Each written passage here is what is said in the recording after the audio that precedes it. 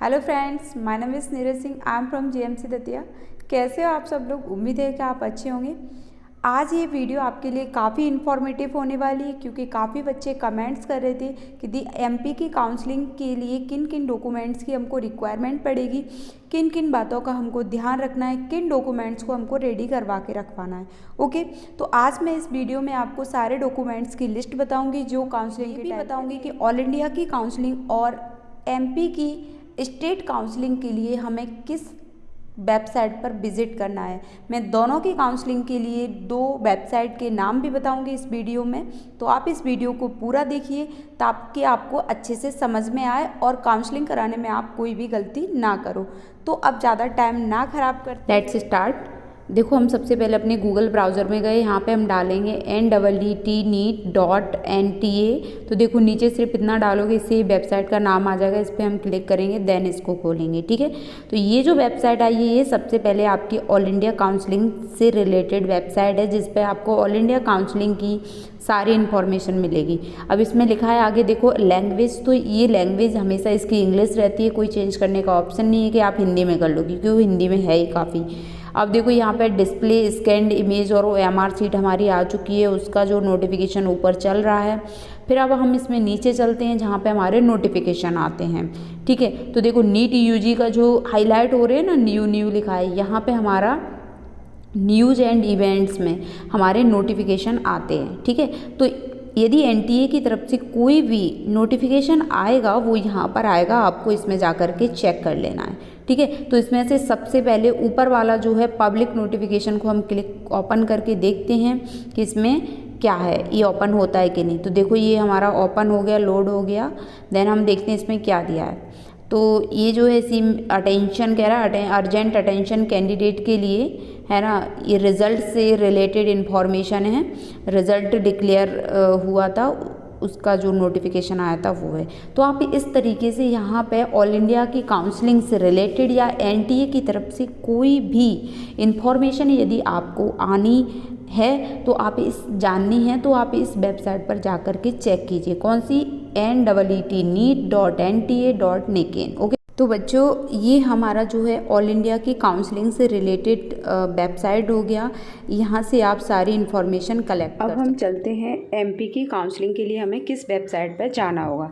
तो हम वापस वहीं अपने गूगल क्रोम पर चलते हैं, फिर उसमें हम वेबसाइट डालेंगे dme.mponline.gov.in। ठीक है, तो आप ये 2021 वाले पे ही क्लिक कर सकते हो, वेबसाइट आपके आ जाएगी। तो नीचे स्क्रॉल करते हैं, हाँ ये देखो DME जो ये हमारी है MP की काउंसलिंग के लिए महत्वपूर्ण वेबसाइट। ओके, अब इसका इंटरफेस होगा ऐसे, मेडिकल एजुकेशन डिपार्टमेंट, इसमें काफ़ी सारे डिपार्टमेंट्स हैं।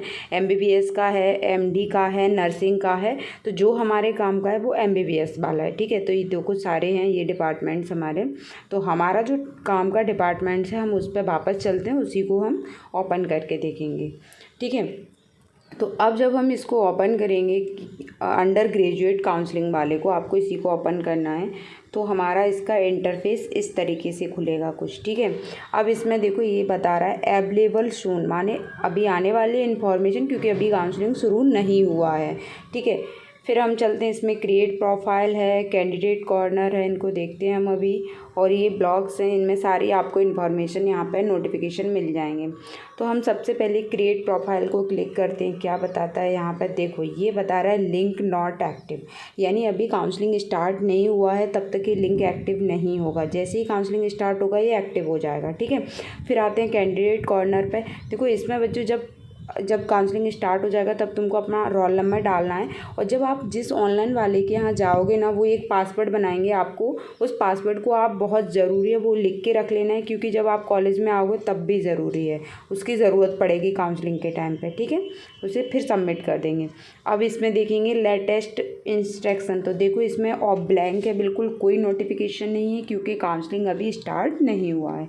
ठीक है, फिर देखो सीट चार्ट मिल जाएंगे आपको, seat merit list, roll book, allotment list. ठीक है, ये सारी चीज़ें आपको यहाँ पे मिल जाएंगी।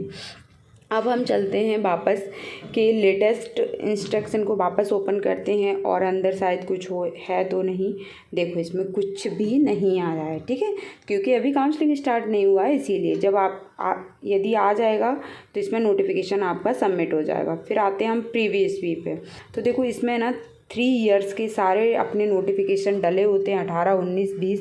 तो हम 20 वाला देखते हैं। तो देखो 20 वाले में सबसे पहले ये प्रो फार्मा यूजी काउंसलिंग कैसे करानी है, ठीक है, और फ्लो चार्ट्स, ठीक है, स्कॉलरशिप वगैरह, मुख्यमंत्री योजना, पोस्ट मैट्रिक स्कॉलरशिप, ये सारे इनके नोटिफिकेशन यहाँ डले हैं। इनके रूल्स क्या हैं आप यहाँ से डाउनलोड करके पढ़ सकते हो, ठीक है। और हमको ये भी पता चल जाएगा कि काउंसलिंग जो है कितने तक गई थी, ये सारी लिस्ट आपको मिल जाएगी। तो देखो ये फर्स्ट राउंड अलॉटमेंट लिस्ट, ठीक है, फर्स्ट राउंड की ओपनिंग क्लोजिंग रैंक है ना, मॉपअप की, आपको सारी चीज़ें मिल जाएंगी, शेड्यूल वगैरह सब कुछ आप यहाँ से जाके देख सकते हो। आपको बार बार कहीं भी किसी से पूछने की ज़रूरत नहीं है कि लास्ट ईयर कट ऑफ कितना गया, आप खुद यहाँ से जाके एनालिसिस कर लो। ओके, कितनी सीट पे काउंसलिंग हुआ है, ठीक है। अब हम चलते हैं एमपी की स्टेट काउंसलिंग के लिए किन किन डॉक्यूमेंट्स को रेडी करवा के रखना है, ठीक है। तो देखो सबसे पहले आता है रजिस्ट्रेशन नीट 2020, यानी तुमने नीट 2020 की जो काउंसलिंग करवाओगे, स्टार्ट होगा फर्स्ट काउंसलिंग, तो उसमें रजिस्ट्रेशन करवाओगे तो उसका हमारे पास स्लिप हमको चाहिए, उसको आपको अलॉटमेंट हो जाए तो आपको लेके जाना है, ठीक है। फिर आपको ओरिजिनल एडमिट कार्ड अपने पास एक निकलवा के रखना है, ठीक है। ये नीट का रिज़ल्ट का जो स्कोर कार्ड होता है वो आपको निकलवा के रखना है, ठीक है। फिर आता है कि सीट अलॉटमेंट लेटर, ये तब आएगा जब मान लो आपने फर्स्ट काउंसलिंग करवा दी और फिर आपको जो है सीट अलॉट हुई है, कोई भी मेडिकल कॉलेज अलॉट हुआ है तो आपका ये अलॉटमेंट लेटर निकलेगा, ठीक है। ये बात की बात है। फिर आता है हाई स्कूल मार्कशीट, यानी ये है 10th की मार्कशीट और 10th का जो है सर्टिफिकेट, ये दो चीज़ें एक साथ मिलती हैं तो आपको दोनों निकलवा के रखनी है, आपके पास होंगी, आप उन्हें सही तरीके से अपना एक जगह रख लीजिएगा, ठीक है। फिर आता है 11th का मार्कशीट, देन उसका सर्टिफिकेट। फिर आता है हाई सेकेंडरी मार्कशीट, माने 12th क्लास की आपकी मार्कशीट, देन उसका सर्टिफिकेट। ये दोनों चीज़ें आपको लेके रखनी है। फिर आता है माइग्रेशन सर्टिफिकेट। अब देखो माइग्रेशन सर्टिफिकेट क्या होता है कि जैसे मान लो आपने 12th पास किया तो 12th पास में आप वहाँ से स्कूल से जाओगे, अब फाइनल आपका वहीं हुआ है तो वहाँ से स्कूल वाले एक सर्टिफिकेट बना के देते हैं कि हम ये बच्चा यहाँ से इसने लास्ट ईयर में पास आउट किया या जब भी आपने पास आउट किया है, ठीक है, जिस भी जगह से, तो वो होता है माइग्रेशन सर्टिफिकेट, आपको बनवा के रखना ही पड़ेगा। फिर आता है स्कूल लिविंग सर्टिफिकेट या ट्रांसफ़र, माने अब वही बात है कि आप यदि स्कूल आपका 12th पास हो गया तो वहाँ से आपको स्कूल लिविंग सर्टिफिकेट भी बनवाना पड़ेगा, ठीक है। फिर आता है कैरेक्टर सर्टिफिकेट। कैरेक्टर सर्टिफिकेट ये होता है कि जैसे मान लो आप किस स्कूल में पढ़े हो 12th पास में, तो आपका स्कूल में बिहेव कैसा रहा है ना, कोई आप बदमाशी तो नहीं दिए हो, ठीक है, तो ये सारा मतलब कौन सी ग्रेड मिली है आपको, वो सारा कैरेक्टर सर्टिफिकेट में आता है। तो आपके जो प्रिंसिपल होंगे वो वहाँ से कैरेक्टर सर्टिफिकेट बना के दे देंगे, आप बनवा लीजिए यदि नहीं है तो। फिर आता है डोमिसाइल सर्टिफिकेट। डोमिसाइल सर्टिफिकेट का मतलब ये है कि आप यदि एमपी के निवासी हैं तो आपको एमपी का जो है डोमिसाइल सर्टिफिकेट चाहिए होगा। यदि आपके पास नहीं है तो प्लीज़ उसे बनवाइए, क्योंकि अब ऑनलाइन बनने लगे हैं तो आप उसे बनवा लीजिए, ठीक है। फिर आते हैं कास्ट सर्टिफिकेट पे। तो देखो बच्चों, कास्ट सर्टिफिकेट जनरल वाले के लिए कुछ नहीं होगा, लेकिन ओबीसी, एसटी, एससी, ईडब्ल्यूएस इन सब के अपने अपने कास्ट सर्टिफिकेट बनते हैं तो वो हमको बनवा के रखने हैं, है ना। आपके पास पहले के बने हुए हैं तो प्लीज़ वो रेड वाले जो होते हैं वो नहीं, अब न्यू आ गए हैं, उनको बनवा के रख लीजिएगा, तहसील में जाके जानकारी कलेक्ट कीजिए, ठीक है। अब हम चलते हैं income certificate of current financial year, माने आपके फादर जो हैं की इनकम क्या है पर ईयर की, ठीक है। तो आपको अपने फादर से बोल के उनका इनकम सर्टिफिकेट बनवा लेना है, ठीक है ना। फिर उसके बाद आते हैं certificate of freedom fighter and pH. यदि आप फिजिकल हैंडीकैप हैं तो उसका भी सर्टिफिकेट बनता है, आप उसे बनवा लीजिए। मेरा नहीं है तो इसके आगे नो लिखा है, ठीक है। अब अपन चलते हैं कि जैसे गैप सर्टिफिकेट। गैप सर्टिफिकेट क्या होता है कि मान लो आपने जो है 2018 में 12th पास किया, ठीक है। फिर उसके बाद आप नीट की प्रिपरेशन कर रहे हो और अभी तक आप नीट की प्रिपरेशन कर रहे हो, तो इतनी टाइम आपने कुछ भी नहीं किया तो ये गैप हुआ ना आपका, तो ये हमको गैप सर्टिफिकेट बनवाना पड़ता है। आप तहसील से अपनी से बनवा सकते हो, ठीक है। फिर आते हैं रूरल सर्विस बॉन्ड, माने ये जो क्या होता है ये, अब देखो इसमें हम गांव में जो है सर्विस देते हैं कब, जब हमारी MBBS की डिग्री कंप्लीट हो जाती है। ठीक है, तो देखो यदि हम कोई स्कॉलरशिप नहीं लेते हैं, जैसे पोस्ट मैट्रिक वाली स्कॉलरशिप, मुख्यमंत्री योजना जो है मेधावी है ना, उससे कोई, ये दोनों में से या कोई भी जो भी योजनाएं आप नहीं लेते हो, तो आप पर जो है जो रूरल एरिया में सर्विस बॉन्ड जो है ये 1 ईयर का लगता ही लगता है। नहीं लेते हो फिर भी, यदि मान लो कि आपने लिया है तो ये बॉन्ड 1 साल और बढ़ जाएगा, यानी 2 साल तक आपको जो है गांव के एरिया में सर्विस देनी ही पड़ेगी। ठीक है, फिर आता है seat leaving bond. Seat leaving bond क्या होता है, तो बच्चों देखो आपको यदि सीट छोड़नी है, एक टाइम के बाद आप सीट नहीं छोड़ सकते हो एक बार एडमिशन लेने पर, तो यदि आप छोड़ते हो एक टाइम के बाद में तो आपको जो है यहाँ पर कुछ पे करना पड़ता है। वो पे जो है वो कोई बहुत हल्की फुल्की रकम नहीं है, बहुत भारी भरकम है ना। हमारे MP के सारे गवर्नमेंट कॉलेज जो हैं उनमें जो सीट लीविंग बॉन्ड है वो है 30 लाख। आप 30 लाख रुपए देने के बाद ही जो है सीट छोड़ सकते हो, अन्यथा नहीं छोड़ सकते। ठीक है, फिर आता है आधार कार्ड। आप सब जानते हैं इसकी आधार कार्ड की हमें फ़ोटोकॉपी निकलवा के रखनी है, बैंक की पासबुक भी बनवा के रखनी है, यदि नहीं बनवाई है तो प्लीज़ बनवा लीजिए।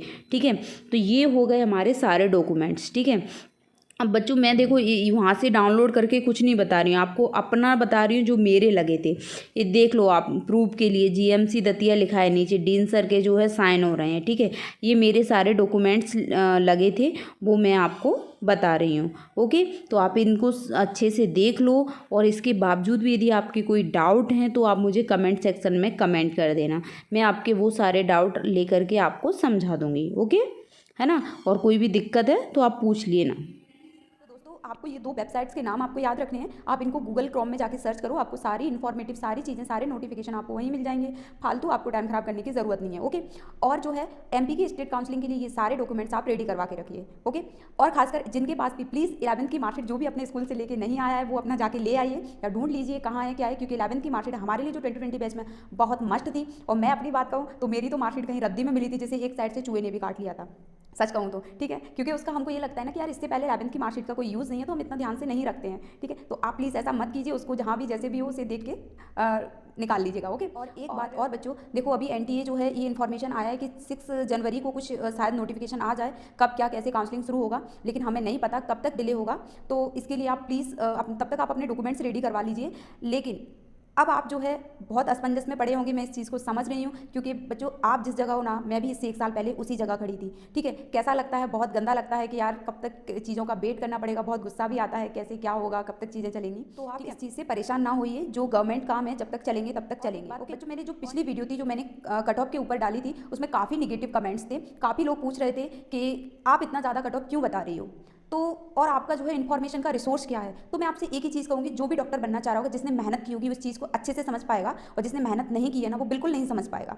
ठीक है, क्योंकि मैं ये कट ऑफ जो है आपको अपने एक्सपीरियंस से बता रही हूँ इतने सालों के से, क्योंकि कोई भी जब कट ऑफ बताता है तो हमेशा कम ही बताता है, और मेरे साथ भी ये हुआ। 2020 में आप देख लो, लोग कह रहे थे कि जो 19 में जो कट ऑफ था OBC कैटेगरी का 535 गया था। ठीक है, लेकिन हमारा कट ऑफ जो है 2020 में, और उसके लिए जो एक्सपेक्टेशन थी वो कह रहे कि इससे कम जाएगा इस बार कट ऑफ। ठीक है, लेकिन क्या हाल हुआ कि कट ऑफ गया 555। आप देख सकते हो दोस्तों कितने नंबर बढ़ गया, तो इस बार क्यों नहीं बढ़ सकता है, हम कंफर्ट क्यों लें। और मैं एक बात आपको हकीकत बता दूं दिल से, जो आप जानना चाहते हो, ना मैं कोई भगवान हूँ, ना जो और यूट्यूबर्स हैं जो बता रहे हैं वो कोई भगवान है।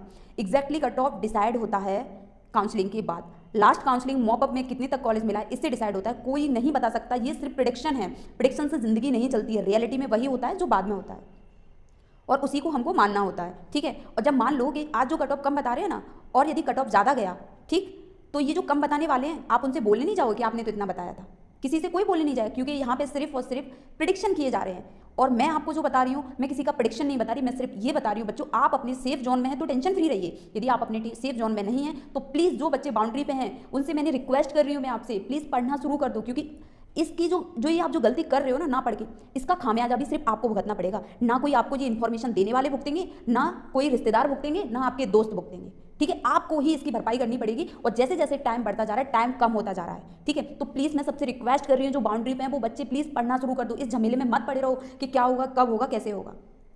यदि आपको मिल जाता है अच्छी बात है, खुशी की बात है ना, मिल जाए, मैं भी खुश रहूंगी, मैं बहुत खुश होंगी बच्चों, आप सबको कॉलेज मिले। लेकिन ना यदि मान लो बाई चांस हमको नहीं मिलता है तो हमारे पास टाइम भी नहीं बचेगा फिर प्रिपरेशन करने का। ये चीज़ मैं इसीलिए बोल रही हूँ इतना फोर्स डाल के, क्योंकि मेरे साथ भी ऐसा ही हुआ 1-2 साल में।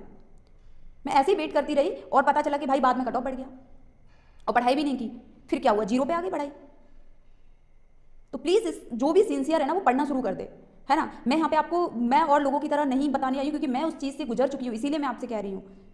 कोई भी वेबसाइट से इधर उधर के वीडियो देख के इन्फॉर्मेशन कलेक्ट करके फिर वीडियो बना के आपके लिए भेज देता है, वो मैं यहाँ नहीं कर रही हूँ। मैं सिर्फ आपको रियलिटी में वही बता रही हूँ जो मैंने अपनी लाइफ में अपनी अनसक्सेसफुल ईयर में सहन किया है। ठीक है बच्चों, तो उम्मीद है कि आपको ये बात समझ आ गई होगी। और एक बात, जो बच्चे सिंसियर होंगे उन्हें ये बात बखूबी समझ में आ गई होगी, और जो सिंसियर नहीं है मुझे ये बात उनको समझानी भी नहीं है। ठीक है। और अब इस वीडियो को जो भी देखा है, हम सॉरी, सबसे पहले उसको, है ना, मेरी बात का बुरा मत मानना, क्योंकि बच्चों देखो, जब हम असफल होते हैं ना तो हमारे साथ कोई नहीं होता, दोस्त भी दूर हो जाते हैं, है ना, और हम ज़्यादा टाइम असफल हुए तो हमारी फैमिली भी हमारा साथ नहीं देती है। ठीक है, जब हम असफल हैं तो हमें रोना आता है, तो एक बंद कमरे में खुद के आंसू सिर्फ खुद ही पहुँचने होते हैं, कोई हमारे साथ नहीं खड़ा होता। इसीलिए मैं आप सब लोगों से रिक्वेस्ट कर रही हूँ कि टाइम ना खराब करते हुए पढ़ाई करना शुरू कर दो। ओके।